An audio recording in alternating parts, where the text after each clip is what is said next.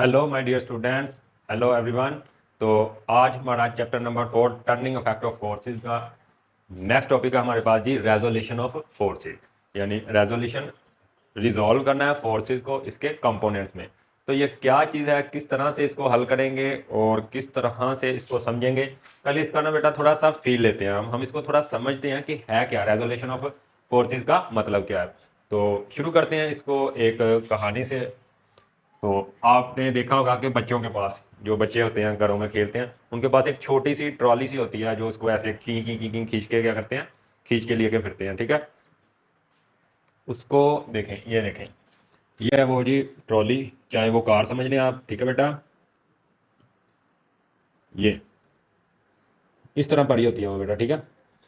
और बच्चे क्या करते हैं, उसको यहाँ से धागा बांध के बेटा इस तरह क्या करते हैं, उस पर फोर्स लगाते हैं, खींचते हैं। ठीक है, वो फोर्स फिलहाल टेंशन लगती है, फिलहाल हमने समझना कि फोर्स लग रही होती है।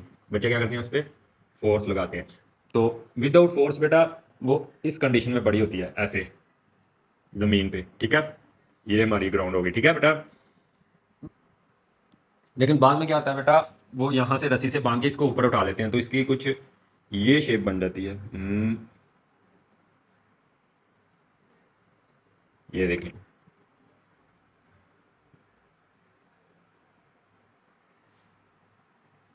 तो इसकी बेटा कुछ ये शेप बन जाती है। ये देखें, अगर ये यहाँ पे हम ग्राउंड माने, तो ये जो इसका आगे वाला टायर है वो थोड़ा सा ऊपर उठ जाता है। ठीक है, क्या हो जाता है, ऊपर उठ जाता है। तो यहाँ पे बच्चा क्या लगा रहा है, खेलने वाला बेबी क्या लगा रहा है बेटा, फोर्स। क्या लगा रहा है, फोर्स।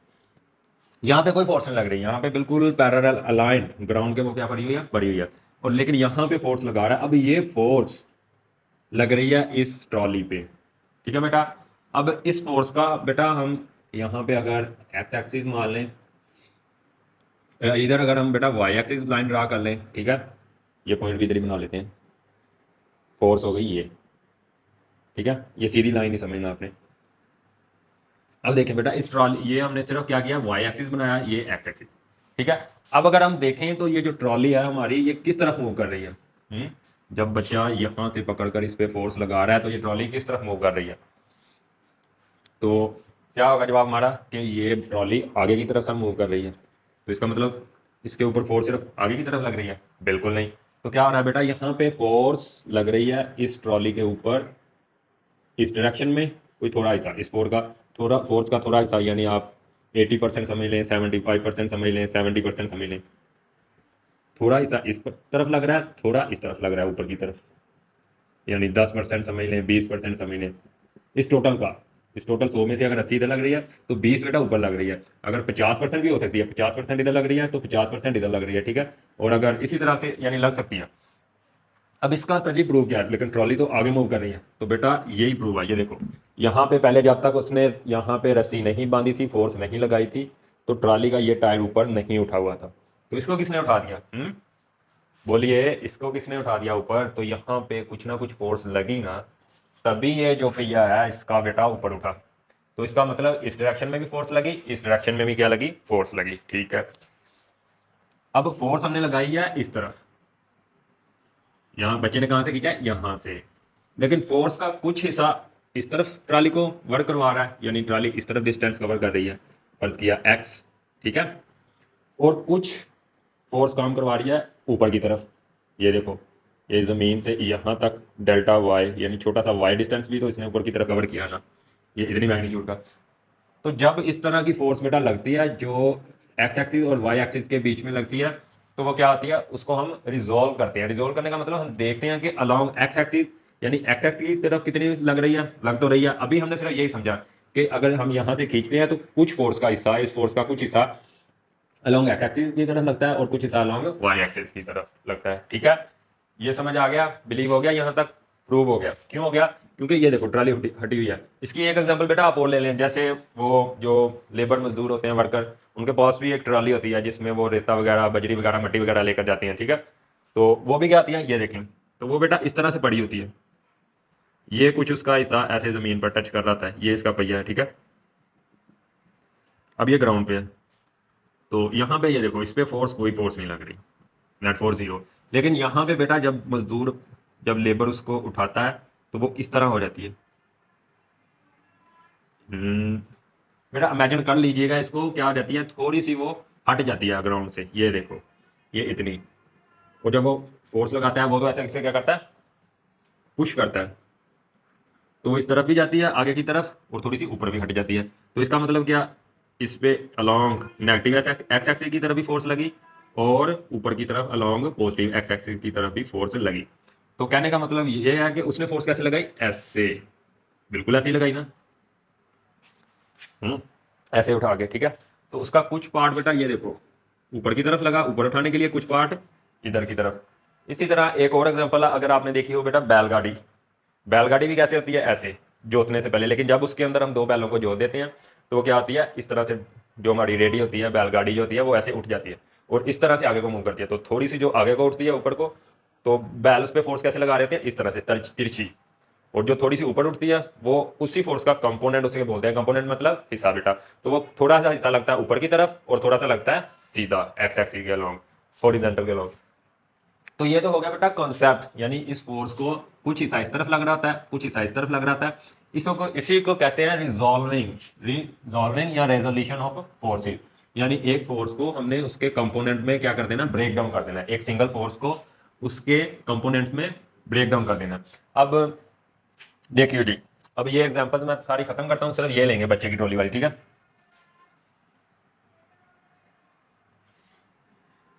ये भी रेज कर देता हूँ, आई होप आपको समझ आ गई होगी। चलिए अब शुरू करते हैं बेटा। आई थिंक आपको थोड़ा सा फील आ गया होगा कि जब भी दो प्लेन्स, यानी प्लेन कहते हैं ये एक्स एक्सिस और वाई एक्सिस से जो मिलकर बनती है, ये वाला पोर्शन इसे प्लेन कहते हैं, यानी कोऑर्डिनेट एक्स एक्सिस के अंदर जब भी फोर्स इस तरह से, इस तरह से, इस तरह से, ये F1 F2 F3 जब एक्ट करती हैं, तो इनका कंपोनेंट कुछ हिस्सा फोर्स का इस तरफ हो रहा था, कुछ हिस्सा इस तरफ, यानी बता रहा था कि इस तरफ कितनी फोर्स लग रही है, उसमें से टोटल में से लग तो रही है, हमने पिछली 3 एग्जाम्पलों से चेक कर लिया। तो उसी बच्चे की एग्जाम्पल से मैं आपको क्या करके देता हूँ, इसका आगे सोल्व करके देता हूँ, ठीक है। देखो बेटा, ये पॉइंट मान लो बच्चे की वही क्या है, ट्रॉली है छोटी, तो फोर्स कैसे लग रही है इस पे, इस तरह से, और ये हमने ड्रॉ कर लिया इसका एक्स एक्सिस, और ये ड्रॉ कर दिया हमने इसका वाई एक्सिस, अगर टेढ़े थोड़ा टेढ़ा बन गया।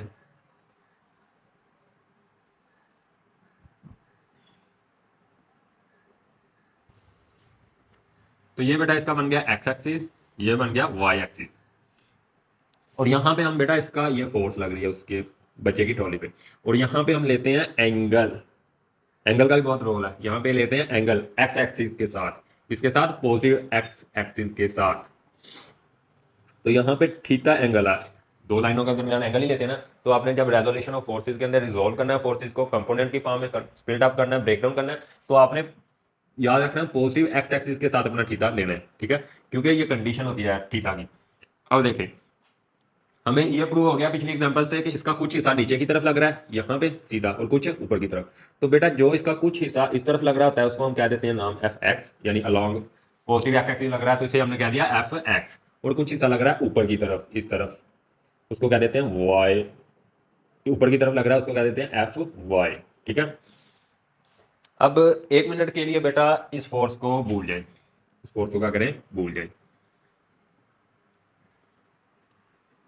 अब लगा दें इस पे हेड टू टेल रूल, इसको फर्ज करें जैसे हम लगाते थे, ये देखें ना, ये किसी ऑब्जेक्ट पे दो फोर्सेस लग रही है F1 F2, तो एफ नेट किस तरह निकाल देते बेटा, या रिजल्टेंट, रिजल्टेंट किस तरह निकालते थे हम, F1 प्लस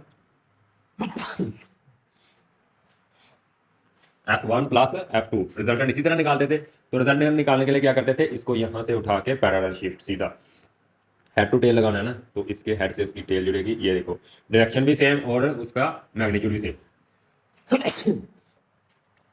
उसका रिजल्टेंट भी उसका मैग्नीट्यूड भी सेम और डायरेक्शन भी सेम। तो रिजल्टेंट क्या आता था ये, तो ये देखो R equal to F1 plus F2, यही लगाना है हमने, इसको शिफ्ट कर देना यहाँ से इधर बेटा, क्या कर देना है यहाँ से इसको शिफ्ट कर देना है इस साइड पे, तो एफ वाई आ गया, और यहाँ पे रिजल्टेंट बेटा वही फोर्स जो बच्चे ने लगाई थी, तो उसको कह दिया हमने एफ। अब हेड टू टेल रूल से इसको ऐड किया, ये देखें इसका हेड, इसका हेड के साथ इसकी टेल, आगे कोई और वेक्टर होता है उसकी, इसकी हेड के साथ उसका टेल होता है, लेकिन जब हम रिजल्टेंट लगाते हैं तो रिजल्टेंट ऑपोजिट ऑर्डर में, ये देखें ना, ये इस तरह से जा रहा है, ये यहाँ तक वेक्टर F1 हो गया, इसका हेड इसकी टेल के साथ, एक और वेक्टर होता है इसका हेड इसकी टेल के साथ।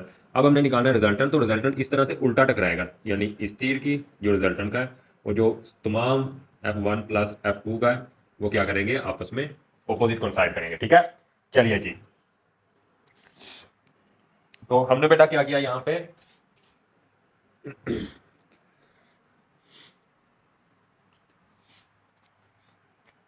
तो हमने बेटा यहाँ पे क्या कर दिया, हेड टू टेल रूल लगा दिया। तो उसके मुताबिक यहाँ पे क्या आ जाएगा, इसका नेट एफ आ जाएगा बेटा, F is equal to F of X plus F of Y, या एफ वाई। ठीक है, यानी बच्चे ने इस तरह फोर्स लगाई तो वो किसका जमा है, किसका मजमूआ है, रिजल्टेंट किसका है, वो एफ एक्स, यानी एफ एक्स में उसका कितना कंपोनेंट, कितना हिस्सा लग रहा है फोर्स का, और एफ वाई में कितना लग रहा है, और एफ एक्स में भी लग रहा है बेटा, एफ वाई में लग रहा है।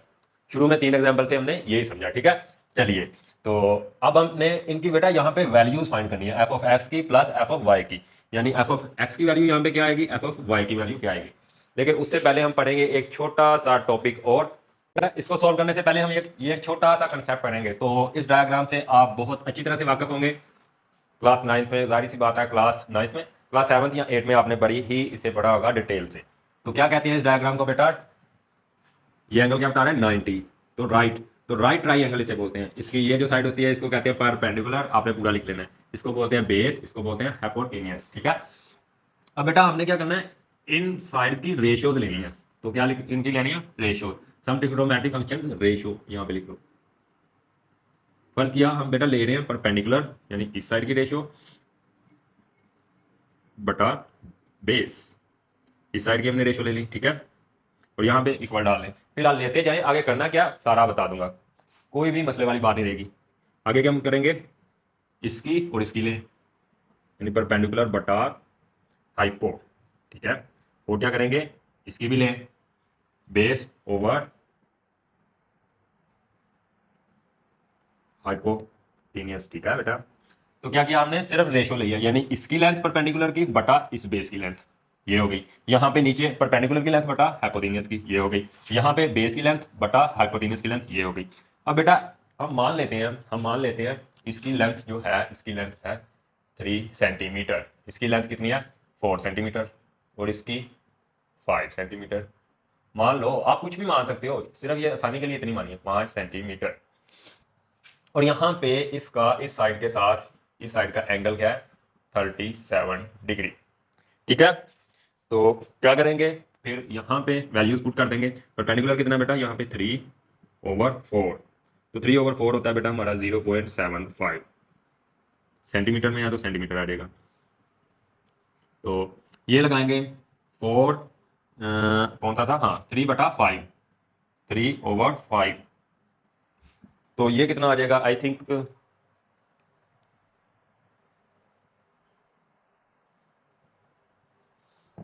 तो 3/5 बेटा कितना आ जाएगा 0.6 सेंटीमीटर। करते जाए, अभी अभी आपको बहुत प्यारा रिजल्ट बताने वाला हूँ बेटा, एकदम समझ में आ जाएगा। और यहाँ पे भी एज इट इज करें 4/5, तो क्या आ जाएगा हमारा 0.8 सेंटीमीटर। अब हमने क्या किया है, सिंपली अपनी जो आपने पढ़ी हुई है क्लास 7th में 8 में, वो ट्राइंगल लिया बेटा, सिंपल उसकी साइड्स को देखा, साइड इसको परपेंडिकुलर कहते हैं, इसको बेस कहते हैं, इसको हाइपो। ठीक है, अब हमने उनकी लिख लिया रेशो, पहले इन दोनों की रेशो ली, फिर इसकी और इसकी, फिर इसकी और इसकी, बिल्कुल ऐसी ली। ठीक है, अब हमने ले लिया रेशो। अब इन रेशो का बेटा एक स्पेसिफिक रिलेशन है इस थीटा एंगल के साथ, यानी क्या वो बताता है, वो बता रहा है कि अगर ट्राइंगल राइट ट्राइंगल हो, अगर जानती हो एंगल हो राइट ट्राइंगल हो, उनकी दरमियान थीटा क्या हो 37 हो, एंगल 37 हो, कितना हो 37 हो, तो उनकी जो साइड्स हैं ये वाली परपेंडिकुलर और बेस, उनके दरमियान रेशो यही आएगी। क्या आएगी रेशो, यही आ जाएगी। लेंथ जितनी मर्जी ऊपर को बढ़ जाए, फर्ज किया हम यहाँ पे ले लें इसको 6, इसको ले लें 8, और इसको ले लें 10, कितनी ले लें 10, यानी अगर हम आप यहाँ पे बेटा पुट कर लें 6, यहाँ पे पुट कर लें 8, यहाँ पे पुट कर लें फिर 6, यहाँ पे 10, यहाँ पे फिर 8, यहाँ पे 10, तो आपकी यही रेशियोज आएंगी। लेकिन कंडीशन क्या है, एंगल अगर 37 हुआ। लेकिन अगर इनको डिवाइड करने से यानी इस साइड को इस साइड से डिवाइड करने से, पर क्या हमने लिख लिया 14 डिवाइडेड बाय 16, तो हमारे पास कुछ आंसर आ गया जो ये ना ना ये हो ना ये हो ना ये हो। तो क्या होगा, ये हमारा समझ लो ना परपेंडिकुलर बटे बेस, बेस, ये हमारा रिजल्ट आ गया बेटा कुछ और। तो इसका मतलब क्या है कि यहाँ पे थीटा एंगल जो है फिर 37 के इक्वल नहीं है। अगर 37 एंगल होगा बेटा तो रेशो यही आएगी एट द एंड, यानी दो आप बेस का और परपेंडिकुलर का लेंगे, ये देखें इनकी रेशो ले लें यही आएगी, इसकी रेशो ले लें यही आएगी, इसकी रेशो ले लें यही आएगी, क्योंकि इनके दरमियान एंगल कौन सा चल रहा है, एंगल इनके दरमियान बेटा चल रहा है 37। आप बेशक ले सकते हैं बेशक बेटा। अगर इसकी रेशो लेने से वैल्यू कुछ और आ गई, फर्ज किया यहाँ पे 79 आ गई, तो बेटा ये एंगल फिर क्या रहेगा, चेंज हो जाएगा, ये एंगल नहीं होगा। यानी ये हमें क्या बताते हैं, ये ट्रिग्नोमेट्री जो फंक्शन है रेशो के, ये बताते हैं थीटा के साथ साइड का रिलेशन। यानी अगर एंगल ये होगा तो इनकी रेशो कांस्टेंट आएगी, एक जैसी आएगी, चाहे आप जितना मर्जी इसको बड़ा कर दें। अगर रेशो सेम नहीं आ रही, अगर रेशो सेम नहीं आ रही, कुछ और आ रही है, तो एंगल ये ना होगा, कुछ और होगा। ये इसकी एग्जांपल यही है कि अगर कोई बंदा है, अगर कोई इंसान है, चाहे उसका जो हाइट है चाहे 20 फीट हो चाहे 100 फीट हो, उसके दो हाथ हैं तो दो ही हाथ होंगे, दो पाँव हैं तो दो ही पाँव होंगे, दो कान है तो दो ही कान होंगे। अगर उसके दो हाथ ना करके तीन है चार है तो वो इंसान नहीं है, ठीक है। इसी तरह से वो क्या है, कोई और चीज है। इसी तरह से यहाँ पे एंगल अगर 37 है, ठीक है, तो रेशो सेम होगी। अगर राइट ट्राइंगल के अंदर ये वाला एंगल है तो रेशो सेम आएगी। अब यहाँ पे हम लिख देते हैं कोस परपेंडिकुलर बेस बेटा इक्वल होता है टेन थीटा की, ठीक है, और ये हमारा परपेंडिकुलर बटा हाइपो होता है साइन थीटा के इक्वल, और ये जो होता है हमारा ये होता है कोस थीटा के इक्वल, ठीक है। अब इसका मतलब क्या बेटा, तो बेटा वेल इसका मतलब यही है कि टेन थीटा की जगह आप पुट कर दें 37, वो इक्वल है 3/4 के भी, वो इक्वल है 6/8 के भी, वो इक्वल है के भी इक्वल है, ठीक है, वो इसके भी इक्वल है। यानी इनकी रेशो क्या आएगी बेटा 0.75, और इसकी वैल्यू लेंगे तो वो भी तकरीबन तकरीबन 75, यहाँ पे या 74 या 3, कोई थोड़ी बहुत ही चेंज हो सकती है क्योंकि ये फिर चले जाते हैं इरेशनल नंबर्स की तरफ। तो ये बताता है रिलेशन, यानी अगर एंगल 37 है तो इसकी रेशियो क्या है 0.75 ही होगी, दो साइड्स की। कौन सी दो साइड, परपेंडिकुलर बटा बेस। लेकिन जब इस एंगल पे 37 पे 37 पे बेटा हम ये लगा देते हैं tan, जब हम ये tan फंक्शन है आपके कैलकुलेटर के अंदर ये लगा देते हैं तो वो रेशो ही आ जाती है, तो वो रेशो आ जाती है, ठीक है। तो ये मतलब था इसका। अब यहाँ पे इसी तरह इसकी जगह रख सकते हैं आप कोस की जगह, यहाँ पे रख सकते हैं आप ये देख लें आप कोस 37 रख सकते हैं बेटा, वो किसके इक्वल होगा, वो इक्वल होगा 8/10 के। यानी इसकी जो रेशो आएगी क्या आएगी, रेशो 0.8, और इसका आंसर भी क्या आएगा, इक्वल है तो 0.8। इस तरह साइन थीटा भी क्या बताता है कि अगर हम साइन 37 लें, यानी साइन ऑपरेशन लगा दें, जैसे यहाँ पे कोस लगाया था यहाँ पे 10, तो किसके इक्वल होगा ये हमारा 6/10 के, और इसकी रेशो भी क्या आएगी 0.6 के इक्वल। तो ये था ट्रिग्नोमेट्री फंक्शंस का बेटा आपस में रिलेशन, यानी इस थीटे का एंगल का इसके इन दोनों साइड्स के साथ रिलेशन, या इन दोनों साइड्स के साथ रिलेशन देखेंगे तो इसको कह देंगे बेटा tan, ये देखें tan, क्या कह देंगे tan थीटा, तो tan लगा देंगे। जब इन दोनों का रेशो देखेंगे तो एंगल के ऊपर एक फंक्शन लगा देंगे tan, और वो फंक्शन लगाने से क्या आएगा, इन दोनों साइड्स की रेशो आ जाएगी। अगर आपको ये साइड भी नहीं मालूम, एक्स लिखा हुआ है यहाँ पे, ये साइड भी नहीं मालूम बेटा वाई लिखा हुआ है, लेकिन आपको एंगल पता है, तो एंगल आप लगा देंगे tan 37, तो ये रेशियो आ जाएगी, तो ये रेशियो आ जाएगी, ठीक है। इसी तरह कोस थीटा का, इसी तरह साइन थीटा का। अब हम चलते हैं वापस अपने क्वेश्चन की तरफ। तो चलिए बेटा अब हम आ गए हैं इस कॉन्सेप्ट की तरफ। अब हमने फाइंड करनी है एफ एक्स की वैल्यू और एफ वाई की, यानी जो फोर्स लगा रहा है बच्चा उसका कितना इम्पैक्ट आ रहा है, उसका कितना क्या कंपोनेंट की मैग्नीट्यूड आ रही है, कितनी फोर्स उसमें से 80% 70% कितनी लग रही है, कैसे फाइंड करेंगे। तो यही फाइंड करना अब हमारा पर्पज है, ठीक है बेटा। तो क्या करेंगे, इसी को मैं जरा यहाँ पे प्यारा करके छोटा करके बनाता हूँ। तो ये देखें, ये फोर्स जो बच्चे ने लगाई एफ, इसका कंपोनेंट एक्स में एफ एक्स, ठीक है, और इसका वाई में था यहाँ पे, यहाँ से हमने पैरेलल शिफ्टिंग कर दी। पिछले लेक्चर में हमने पढ़ा पैरेलल शिफ्टिंग, ठीक है। तो पैरेलल शिफ्टिंग कंसेप्ट के मुताबिक ये हमारा फिर क्या हो गया एफ वाई, ठीक है बेटा। तो नेक्स्ट क्या करेंगे हम, इसको थोड़ा नेम वेम दे देते हैं, इसको क्या देते हैं, ट्राइंगल है ना, तो ओ ए बी। तो यहाँ पे वही रवायती काम आप लिख सकते हैं, in triangle O A B. तो यहाँ पे बेटा वो ही हमने लगाने हैं ट्रिग्नोमेट्री रेशियोज। तो यहाँ पे एंगल क्या है, थीटा। मैंने बताया था कि एंगल बहुत इंपॉर्टेंट है, और एंगल किसके साथ लेते हैं, पॉजिटिव एक्स एक्सिस के साथ। ये देखो ये एक्स एक्सिस की तरफ है ना, ये भी। तो यहाँ पे एंगल क्या है, टेन सॉरी थीटा। अब हमने जो पीछे पढ़ा बेटा उसके अंदर इसको कर लेते हैं रेज, ताकि जगह बच जाए हमारे पास प्यारी प्यारी। अब जो पीछे कंसेप्ट पढ़ के आए हैं उसके अंदर परपेंडिकुलर, ये परपेंडिकुलर लाइन है ना, बेस किसके इक्वल था, परपेंडिकुलर ओवर बेस किसके इक्वल था, सर टेन थीटा के इक्वल था, ठीक हो गया। और साइन थीटा किसके इक्वल था, साइन थीटा सर परपेंडिकुलर बटा हाइपोटेन्यूस, ठीक है।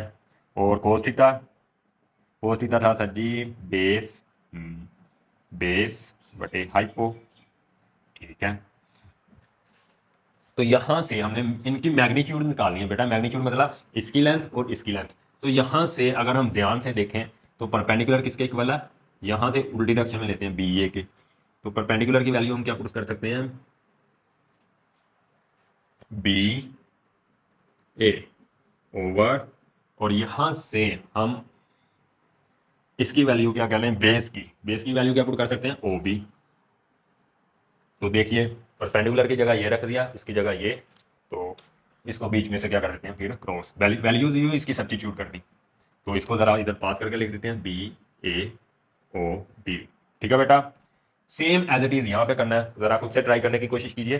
तो परपेंडिकुलर हमारा क्या, बी ए, तो परपेंडिकुलर की जगह लगा दूं बी ए, कोई मसला कोई प्रॉब्लम। और यहाँ पे हाइपो किसके बराबर है, ये वाली लेंथ ओ ए के, किसके इक्वल है बेटा, ओ ए के। तो यहाँ पे हाइपो की जगह लग जाएगा ओ ए, और बेस किसके इक्वल है हमारी, ओ बी। तो बेस की जगह ओ बी, और हाइपो की जगह फिर ओ ए आ जाएगा ना, ओ ए, ठीक है बेटा, ओके। तो अब हम नेक्स्ट क्या करेंगे बेटा, नेक्स्ट फिर इसको देखें, ये परपेंडिकुलर की ये जो लेंथ है ए बी, यहाँ गौर से देखें, ये जो बी ए है या ए बी है, बी ए है जो, ये क्या हमारा एफ वाई के इक्वल नहीं है, बिल्कुल है सर।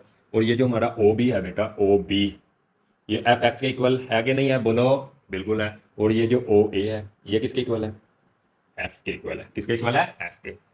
तो क्या करेंगे, वैल्यूज कर देंगे यहाँ पे दोबारा से पुट, यहाँ पे बी ए की जगह एफ वाई, ओ बी की जगह ओ बी की जगह एफ एक्स, बी ए की जगह बी ए एफ वाई, ओ ए की जगह एफ, इसकी जगह एफ एक्स, देख लें वहीं से पुट कर रहा हूं यहाँ पे एफ। अब इसको तो बेटा रख दें साइड पे, इसके ऊपर बाद में बात करेंगे। इन दोनों को देखें, यहां से हमने किस चीज की वैल्यू फाइंड करनी थी, किसकी की चाहिए, एफ वाई की। तो इसको आगे सोल्व करें तो एफ वाई हमारा किसके इक्वल आ जाएगा बेटा, ये फोर्स यहाँ पे डिवाइड हो रही है, उधर जाके multiply F sine theta, F sine theta के इक्वल आ जाएगा। यहां तक कोई प्रॉब्लम, कोई मसला, मजा आया, बिल्कुल। चलिए दूसरी वैल्यू किसकी फाइंड करनी है, एफ एक्स की। यहां से एफ एक्स निकालिए, ये एफ इधर जाके मल्टीप्लाई क्या आ जाएगा, एफ कोस थीटा। तो ये इतनी फोर्स बेटा लगेगी हमारी along horizontal, along sorry along vertical, ठीक है, वर्टिकल मतलब along Y axis, F Y लिखा हुआ है। और इतनी फोर्स हमारी लगेगी किस तरफ, अलोंग हॉरिजॉन्टल, ठीक है बेटा। तो यहाँ पे हम अब इसकी वैल्यूज भी क्या कर सकते हैं, पुट कर सकते हैं। तो ये आगे हमारे पास कंपोनेंट फोर्स के, कंपोनेंट यानी कुछ इतना हिस्सा, अभी एग्जांपल से क्लियर करवाएंगे, इतना हिस्सा लग रहा है अलोंग एक्स एक्सिस और इतना हिस्सा लग रहा है अलोंग वाई एक्सिस, ठीक है। तो ये था मतलब रेजोल्यूशन ऑफ फोर्सेस का, इस फोर्स को हमने कंपोनेंट में क्या कर दिया, ब्रेक डाउन कर दिया, कंपोनेंट में क्या कर दिया, तोड़ दिया, ठीक है। एक कंपोनेंट अलोंग एक्स एक्सिस आया जिसको बोलते हैं हम हॉरिजॉन्टल, हॉरिजॉन्टल। तो बेटा ये स्पेलिंग चेक कर लेना, मैं भी मुझे लग रहा है गलत है। तो ये किसके अलोंग है, हॉरिजॉन्टल कंपोनेंट, और ये कंपोनेंट अलोंग किसके है, वर्टिकल, वर्टिकल अलोंग वर्टिकल। तो बेटा ये देखें, ये जो डायरेक्शन होती है, ये अगर ऐसे ही हाथ सीधा नीचे ले जाए तो इस तरह ये चीज़ ज़मीन को टच करेगी, तो ये ज़मीन के क्या पैरेलल, इसको बोलते हैं सिंपली हॉरिजॉन्टल लाइन या अलॉन्ग हॉरिजॉन्टल डायरेक्शन या हॉरिजॉन्टल एक्सिस। और अगर इस तरह हो यानी ज़मीन के ये देखें, यानी ज़मीन के कोने को एक कोना इसका टच करे, इसको बोलते हैं परपेंडिकुलर लाइन और इसको बोलते हैं वर्टिकल एक्सिस। और इसी वर्टिकल एक्सिस को क्या देते हैं वाई एक्सिस और इसी को क्या देते हैं एक्स एक्सिस। ठीक है, फिक्स नहीं है, आप चेंज भी कर सकते हैं नाम। तो क्लियर यहां तक। अब हम नेक्स्ट करते हैं बेटा, ये आपके क्लियर हो गए, नेक्स्ट बात करते हैं इस पे। ये चीज़ क्या है, वैसे तो ये आपके सिलेबस में अभी नहीं है लेकिन प्लस पॉइंट पकड़ लें। तो यहाँ पे बेटा आपके वैल्यू यहाँ से पुट कर देंगे, इसकी फाइंड करेंगे, फर्ज किया वो आ गई 3, यहाँ से इसकी फाइंड करेंगे, फर्ज किया 4 आ गई, और यहाँ से थीटा इक्वल टू tan ले लेंगे इसका इनवर्स, तो आपके पास ये थीटा एंगल आ जाएगा, यानी डायरेक्शन भी आ जाएगी आपके पास। तो क्या बताएगा ये एंगल, ये एंगल बताएगा कि फोर्स ये जो फोर्स इस एंगल पे लग रही है, किस एंगल पे, फर्ज किया यहाँ पे एंगल आ गया 45 आ गया, 37 आ गया, यानी वो फोर्स जो 37 एंगल पे लग रही है, किस एक्सिस से, पॉजिटिव एक्स एक्सिस से, उसके कंपोनेंट क्या है ये और ये। यानी अगर हमें ये दो कंपोनेंट गिवन हो बेटा तो हम ये थीटा इनके दरमियान डायरेक्शन भी फाइंड कर सकते हैं। चलिए जी, तो अब हम इसकी लेते हैं एक दो एग्जांपल्स। एग्जांपल करने से पहले हम इसकी देख लेते हैं एक प्यारी सी नन्ही सी मुन्नी सी डेफिनेशन। बुक के अंदर तो वही लिखी हुई है रटी रटाई, द स्पिल्टिंग अप है तोड़ना। ठीक है, ओके। तो ये क्या है, what is resolution of force, या कहते हैं कि डिफाइन रेजोल्यूशन ऑफ फोर्स। तो कैसे लिखेंगे, इट इज रेफर्स, यानी ये इशारा करता है, बताता है to the process of break down, break down तोड़ना, अ सिंगल फोर्स, एक फोर्स को, यहाँ पे सिंगल फोर्स ही थी ना, इनटू इट्स कंपोनेंट्स, किसमें तोड़ेंगे, कंपोनेंट्स। तो बेटा इसको भी इसका कंपोनेंट बोलते हैं, और ये अलॉन्ग एक्स एक्सिस है तो इसको बोलते हैं एक्स कंपोनेंट। और ये देखें, इसीलिए यहाँ पे हमने जिसको जब इक्वल किया था एफ एक्स के इक्वल किया था, और इसको बोलते हैं वाई कंपोनेंट। ठीक है, पूरा कर लेना आगे, component into its component along different directions, इनकी डायरेक्शंस सेम नहीं होंगी, इक्वल नहीं होंगी। इसकी direction along positive x axis है, इसकी अलोंग वाई एक्सिस है। और एक बेटा बहुत ही मज़ेदार पॉइंट यहाँ पे जो आपको 100% क्लियर होना चाहिए कि इन दो के दरमियान एंगल, यानी ये जो कंपोनेंट्स हैं, X component F cos theta और Y component F sine theta, या इसको एफ वाई भी लिख सकते हैं, इसको एफ एक्स लिख सकते हैं। इनके दरमियान जो बेटा एंगल होगा वो क्या होगा, 90 होगा। एंगल क्या होगा, 90, यानी इसको कहते हैं mutually perpendicular components. Mutually perpendicular, mutually का मतलब होता है आपस में, परपेंडिकुलर परपेंडिकुलर कंपोनेंट, तो क्या होंगे ये म्यूचुअली परपेंडिकुलर कंपोनेंट्स होंगे। ठीक है, तो ये पॉइंट नोट कर लेना है कि the components of force are always mutually perpendicular to each other। ठीक हो गया, तो ये कंपोनेंट है, ये हमेशा ये क्या रहेंगे, एक दूसरे के 90 के एंगल पे रहेंगे। एमसीक्यू के लिहाज से, कॉन्सेप्ट के लिहाज से बहुत अहम है। तो ये चीज भी हमारी इसकी डेफिनेशन क्लियर हो गई। अब वाई, हम तोड़ते ही इस फोर्स को क्यों है, इस डायरेक्शन में या इस डायरेक्शन में क्यों तोड़ते हैं। ठीक है, तो भाई क्यों तोड़ते हैं अभी बताते हैं आपको। डस्टर कहाँ गया, ये देखें, ये क्लियर नोट कर लिया।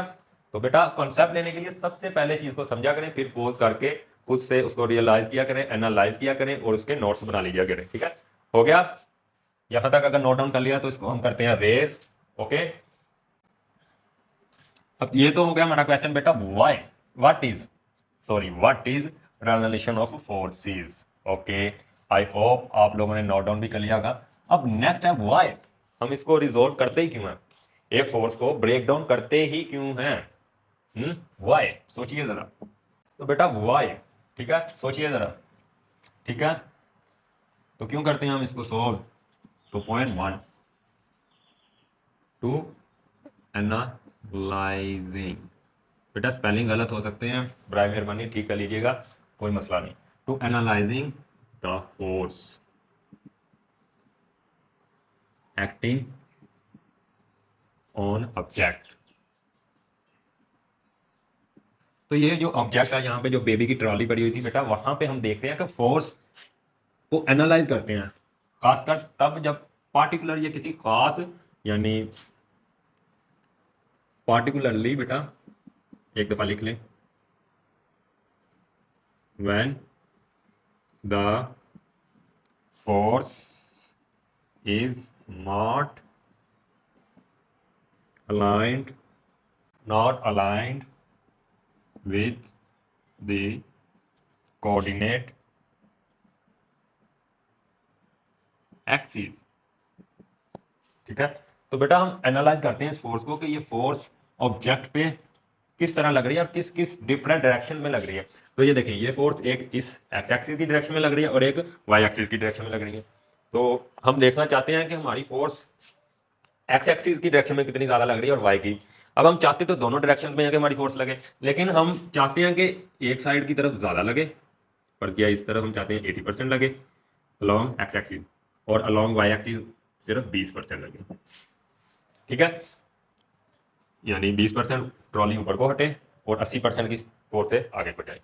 ठीक है, तो जब हम यहाँ पे बेटा इसको एनालाइज करते हैं, तो अगर यहाँ की तरफ ट्रॉली ज़्यादा उठी हुई 40% हो और यहाँ पे 60% हो, तो हम इसको एनालाइज करते हैं, स्प्लिट अप करके देखते हैं। तो फिर हम इसको चेंज करते हैं 20% में, इसको चेंज करते हैं 80% में, कैसे इस थीटा एंगल को वेरी करके, आगे पीछे करके, ऊपर नीचे करके। ठीक है, इसलिए इसको रिजॉल्व करते हैं। और पार्टिकुलर इस टाइम इस वक्त जब ये अलाइन नहीं होता कोऑर्डिनेट एक्स एक्सिस से, कोऑर्डिनेट एक्स एक्सिस हमारा जब ये फोर्स ना, तो अगर ये फोर्स यहाँ से ना हट करके बच्चा सीधी लगा देता है एक्स एक्सिस के, तो इस तरफ तो जीरो आ जानी थी। तो हमने इसको रिजोल्व क्यों करना था, हमने कहना था ठीक है लग रही है, ओके। तो जब पार्टिकुलर टाइम पे ये जो फोर्स है ये अलाइन ना हो, अलाइन का मतलब पैरेलल ना हो या उसकी डायरेक्शन में ना हो किसी खास कोऑर्डिनेट एक्सिस के, यानी ना तो वो एक्स एक्सिस के बेटा पैरेलल हो और ना आई एक्सिस के हो, बल्कि इन दोनों के कहीं बीच में हो, यहाँ पे कहीं, यहाँ पे, तब हम उसको क्या करते हैं, रिजॉल्व करते हैं। ठीक है बेटा, तो ये हम समझ में आ गया वाई। तो अब एक या दो इसकी करते हैं हम एग्जाम्पल्स, ताकि मजीद आपका कॉन्सेप्ट जो हो जाए बेहतर हो जाए, बढ़िया हो जाए। यहां तक आपका जो लेक्चर है वो हो चुका समाप्त, खत्म, एंड। आगे जो बच्चे करेंगे वो करेंगे सिर्फ कॉन्सेप्ट लाइक पक्का करने के लिए और अपने आप को एनालाइज करने के लिए कि पिछला हमने जितना पढ़ा है इसका हमें समझ आया या नहीं। ठीक है, तो चलिए इसकी अब हम करते हैं कुछ एग्जाम्पल्स। चलिए जी बेटा, हमारा क्वेश्चन नंबर 1 आ गया। ठीक है, क्या करेंगे, पढ़े। अ मैन पुलिंग, पुलिंग खींचना, रस्सी बांधी हुई है यहाँ हाथ से ऐसे खींच रहा है, trolley on a horizontal road. Horizontal road जैसे हमारी ज़मीन होती है, बताया ना कि ये क्या होती है, हॉरिजेंटल होती है। और ज़मीन के जो वर्टिकल जैसे दीवारें ऊपर को होती हैं, ये कौन सी होती हैं, वर्टिकल डायरेक्शन में। अच्छा जी, तो horizontal road with force of 200 Newton, 200 मान लें हमारे पास बेटा यहाँ पे एक ट्रॉली है, इस तरफ उस पर ऊपर लग रही है फोर्स, ये उसका बना दिया पहिया है। तो यहाँ पे फोर्स कितनी लग रही है, F इक्वल टू 200 न्यूटन इस डायरेक्शन में। लेकिन यहाँ पे हमारा डायरेक्शन के साथ कोई लेना देना नहीं है, हमने इसको किस तरह सोल्व करना है, सिर्फ मैग्नीट्यूड के लिए। ठीक है, तो रोड के साथ, ये रोड है और रोड की ही डायरेक्शन को यहाँ पे, इसको यहाँ से यहाँ शिफ्ट कर सकते हैं पैरेलल शिफ्टिंग वेक्टर में। तो यहाँ से इसका एंगल कितना बन रहा है, 30 न्यूटन बेटा। ठीक हो गया। अब नेक्स्ट क्या होगा हमारा, तो नेक्स्ट क्या करेंगे बेटा हम, अब 30 हो गया इसका एंगल विद द रोड। ठीक हो गया, find horizontal and vertical components. तो इस फोर्स के दो कंपोनेंट्स होंगे, एक हॉरिजेंटल एक वर्टिकल, तो वो ही हमें क्या करने हैं, फाइंड करने हैं। ठीक है, चलिए जी, तो कैसे होंगे फाइंड, तो हम पीछे पढ़ के आए हैं, हमारी F इक्वल है एफ एक्स प्लस वाई की। और देखें, इसको जरा एक दफा बना लेते हैं दोबारा।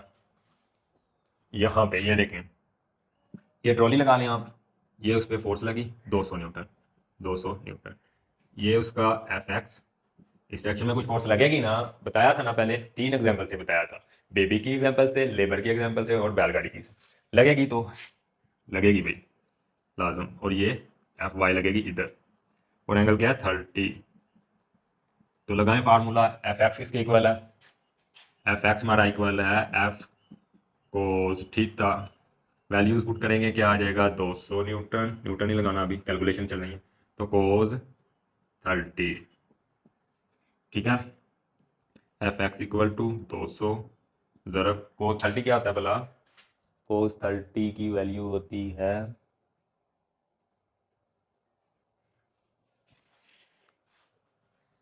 तो बेटा कोस 30 की वैल्यू होती है 0.86 6 आई थिंक। तो जब इन दोनों को करोगे मल्टीप्लाई तो एफ एक्स क्या आ जाएगा हमारा 173 पॉइंट कुछ न्यूटन आ जाएगा। ठीक है, तो किसी के अलॉन्ग होगा, इसकी डायरेक्शन कौन सी होगी, अलॉन्ग एक्स एक्सिस।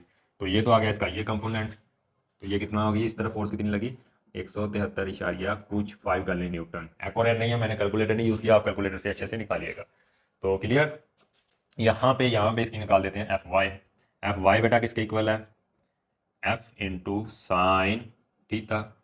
एफ कितना है 200 multiply sine theta sine 30। Sine 30 होता है 1/2 मल्टीप्लाई 200 से ये मर गया तो क्या आ गया 100 न्यूटन। एफ वाई किसके इक्वल आ गई, 100 न्यूटन के आ गई। तो बेटा इस डायरेक्शन में कितनी लग रही है force along F Y, along F Y, तो ये कितनी लग रही है 100 न्यूटन, और इसकी तरफ 173 न्यूटन फोर्स लग रही है। तो ठीक है बेटा, ये हो गया हमारा एग्जाम्पल 1। ठीक है, और यहाँ पे एक चीज और बेटा, कि सच्ची हमारी फोर्स टोटल, चलिए यहाँ पे एक दफा लिख लें, एफ एक्स आ गया हमारा इक्वल 173 कुछ 5 न्यूटन, एफ वाई आ गया 100 न्यूटन। ठीक है सर जी, एफ 200 न्यूटन। ठीक है, ये नोट कर लिए। बाकी मैं रेज कर देता हूँ, आपका एक छोटा सा होने लगा है क्विज पिछले लेक्चर का, और जो बच्चे नए हैं उनको मिलेगा यहाँ से नया कॉन्सेप्ट। तो क्या कॉन्सेप्ट है यहाँ पे बेटा, वही कि देखिए हमारी total force equal to F X plus F Y. ठीक है, और यहाँ पे कितनी है 200 न्यूटन प्लस ये 173.5 जमा 100 न्यूटन। ठीक है, बिल्कुल ठीक है। और यहाँ पे 200 न्यूटन इक्वल कैसे आ गया 273.5 न्यूटन के। जिन्होंने पिछला लेक्चर देखा है वो डेफिनेटली अगर समझ आया तो जवाब देंगे, और जो फर्स्ट टाइम है उनको बड़ा ही क्लैरिफाई यहाँ पे कॉन्सेप्ट मिलने वाला है। जी बेटा पकड़िए इसको। तो फोर्स बताऊं आपको, करें इसका कॉन्सेप्ट। तो बेटा हमने पढ़ा था कि फोर्स क्या है, वेक्टर है, और vectors are not at according to ordinary arithmetic. आम जमा से ये जो वेक्टर्स हैं जमा नहीं होते, इनका 4+5 9 नहीं होता बेटा, इनका 4+5 1 और 9 के दरमियान कुछ भी हो सकता है आंसर रिजल्ट। तो यहाँ पे भी इसका जो बेटा आंसर होगा इन दोनों का, ये दोनों भी क्या है वेक्टर्स हैं, इनका भी बेटा जो रिजल्टेंट होगा, जो रिजल्ट होगा वो क्या होगा, इसकी मिनिमम वैल्यू कितनी बनती है 5 से लेकर 100 और 300 के दरमियान कुछ भी आ सकती है, और हमारी कितनी आई है 273.5। इसको कंफर्म कर लेना 273। हाँ हाँ हाँ हाँ ठीक है, 300 और यहाँ पे आएगा आई थिंक 100 200, सॉरी यहाँ पे 200 और 300 न्यूटन के दरमियान कुछ भी आ सकती है। यहाँ पे 200 और 300 कैसे माना, पिछले लेक्चर में बिल्कुल डिटेल से किया है, वहां से आप समझ सकते हैं। तो चलिए हम अपने कॉन्सेप्ट को पक्का करने के लिए और प्रैक्टिस के लिए 2 क्वेश्चन, सिर्फ छोटे छोटे 2 क्वेश्चन और करेंगे, और इसको लेक्चर को कर देंगे खत्म। तो चलिए बेटा ये हमारे पास नेक्स्ट क्वेश्चन आ गया, find the X and Y components. Component समझ आगे, परपेंडिकुलर, और एक्स और वाई कोऑर्डिनेट भी आपस में क्या होते हैं परपेंडिकुलर। कंपोनेंट फाइंड करने हैं ऑफ फोर्सेज, यानी ये फोर्स दी गई है, एक ही फोर्स है। ठीक है, इसका 3 यूज है बेटा एक ही क्वेश्चन के।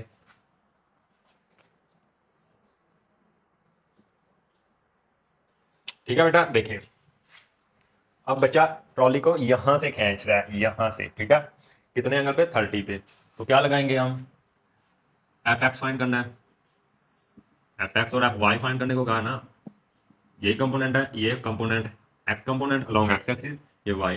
तो कैसे करेंगे, F of X equal to F cos theta. F की वैल्यू क्या आएगी बेटा 20 इंटू कॉस 30 और cos 30 की बेटा वैल्यू क्या होती है?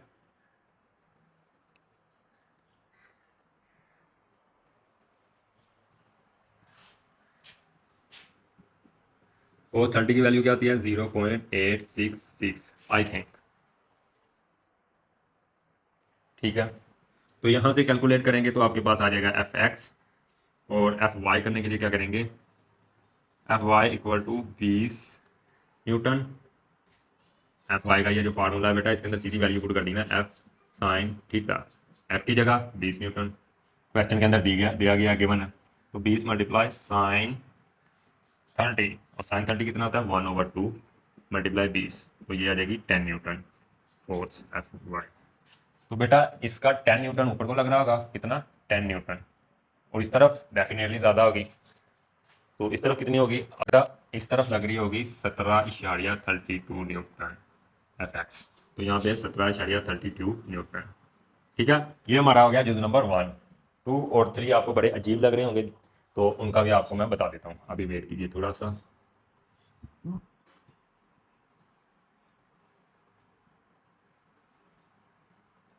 तो ये हो गया हाल, इसको भी रेज कर देता हूँ। आपने आई होप कर लिया होगा इसको। ओके, तो बेटा हमारा आ गया दूसरा जुज। दूसरे जुज को यहाँ पे ड्रा करते हैं। ये एक्स एक्सिस, ये वाई एक्सिस, ये एक्स एक्सिस, ये वाई एक्सिस, ये एक्स एक्सिस। अब बेटा फोर्स लग रही है सारी की सारी इस तरफ लॉन्ग, सिर्फ और सिर्फ वाई एक्सिस। तो ये फोर्स हो गई, इस फोर्स का इस एक्स एक्सिस के साथ एंगल कितना हो गया? 90, और फोर्स कितनी है? उतनी ही है, 20 न्यूटन। हाँ, बच्चे ने इस दफा ना ऐसे खींचा, ना ऐसे खींचा, ना ऐसे, बिल्कुल ऐसे ऊपर को उठा दिया। क्या किया? बिल्कुल ऐसे ऊपर को। तो फोर्स का एंगल क्या बन गया एक्स एक्सिस के साथ? 90, बिल्कुल क्या हो गए? परपेंडिकुलर। तो करेंगे फाइंड यहाँ पे वैल्यू, तो कैसे आ जाएगी पहले बता देता हूँ। इस तरफ तो क्या जाएगी बॉडी, बिल्कुल ही उसने ऊपर उठा दी, इस तरफ गई नहीं, तो एफ एक्स तो आ जाएगी बेटा 0, और ये आ जाएगी 20 का 20 न्यूटन, क्योंकि एफ वाई, क्योंकि इस तरफ से उसने बांटी नहीं है, इस कंपोनेंट को कुछ दी नहीं है, तो उस कंपोनेंट में उस साइड में वो हमारा जो ऑब्जेक्ट है जा भी नहीं रहा, सिर्फ सीधा ऊपर जा रहा है। तो टोटल फोर्स किस तरफ लग रही है? सीधी ऊपर। अब ये लग रही है align coordinate axis, along coordinate Y axis, यानी अलोंग वाई एक्सिस लग रही है। ना यहाँ से है ये बीच में, या ना यहाँ से, ना यहाँ से। तो ये 0 कैसे आएगी? ये 20 न्यूटन कैसे आएगी? हम पुट कर लेंगे वैल्यूज। तो बेटा F X equal to F cos theta, F X equal to यहाँ पे 20 न्यूटन मल्टीप्लाई कोस 90, और कोस 90 की वैल्यू बेटा होती है, कोस 90 बराबर होता है 0 के। तो यहाँ पे F X equal to 20 multiply by 0, तो एफ एक्स क्या हो जाएगी? 0 न्यूटन हो गई। अब एफ वाई को देख लेते हैं। तो एफ वाई इक्वल होता है बेटा F into sine theta, F हो गया 20 न्यूटन बेटा, साइन की वैल्यू होगी 90, और साइन 90 किसके इक्वल होता है? बोलो बोलो, 1 के। ये छोटी छोटी चीज़ें, ये वाली आपने याद रखनी होती हैं, हर जगह काम आती हैं। तो 1 हो गया, तो 20 न्यूटन मल्टीप्लाई बाय 1, तो क्या आ जाएगा? 20 का 20 न्यूटन ही आ जाएगा एफ वाई। ठीक है बेटा, ओके। अब तीसरा पार्ट इसका उलट है। तीसरा पार्ट क्या बता रहा है हमें? ये फोर्स बिल्कुल इसके ऊपर लग रही है, बिल्कुल उसने ऊपर को उठा दिया पकड़ के।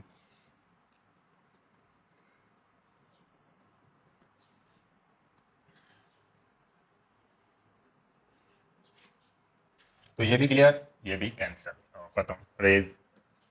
अब आ गया हमारा तीसरा, Y X axis, Y axis X axis, force लग रही है 20 न्यूटन इस तरफ, यानी बच्चा क्या गया? थक गया, बच्चा बैठ के ऐसे सीधे खींचने लग गया इसको। ठीक है, तो सीधा खींचेगा तो ये देखो, ये उसकी फोर्स की डायरेक्शन, ये एक्सेस की डायरेक्शन, तो इनके दरमियान एंगल थीटा बराबर आ जाएगा 0। दोनों लाइंस क्या होगी? पैरेलल। फोर्स हो गई क्या बेटा? पैरेलल। किसके पैरेलल रही है? बोलो, एक्स एक्सिस के। तो एक्स एक्सिस के आ गई कम, तो थीटा हमारा क्या आ गया? 0, और फोर्स कितनी लग रही है? 20 न्यूटन। अब बेटा इस तरफ तो लगेगी एफ एक्स लगेगी 20 न्यूटन, अंधे को पता है, क्योंकि उसने सिर्फ इस तरफ खींचा है।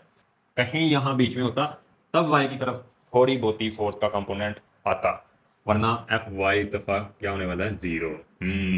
पिछली दफा हमारा हो रहा था ना कि मैं बड़ा ज्यादा वैल्यू आ गई थी, अब उसको कर दिया इन्होंने 0 हिसाब बराबर। तो कैसे हुआ बेटा? क्वेश्चन, आप खुद करेंगे, कैसे करेंगे बता देते हैं। cos 0 होता है बेटा 1 और sin 0 होता है 0, और f की साथ वैल्यू पुट करेंगे तो आंसर खुद ब खुद निकल आएगा। आई होप अगर आपने लेक्चर एंजॉय किया होगा, अगर आपको समझ आई होगी तो आप इसका आंसर भी ज़रूर कमेंट में कमेंट करेंगे, ठीक है। और बेटा अगर आपको यहाँ तक कुछ भी लेक्चर में से कुछ भी अफेक्टिव, इंप्रेसिव या समझ आया हो तो प्लीज़ प्लीज़ लाइक कीजिए, शेयर कीजिए वीडियो को, और चैनल को क्या कीजिए सब्सक्राइब। तो बेटा ये क्या आती है, एप्रिसिएशन होती है, जिससे हमारा और तरह का इस तरह का कंटेंट बनाने को क्या करता है, जो हमारा एनर्जी है वो क्या होती है, बूस्टअप होती है। तो फिलहाल इतना ही, मिलेंगे नेक्स्ट वीडियो के अंदर।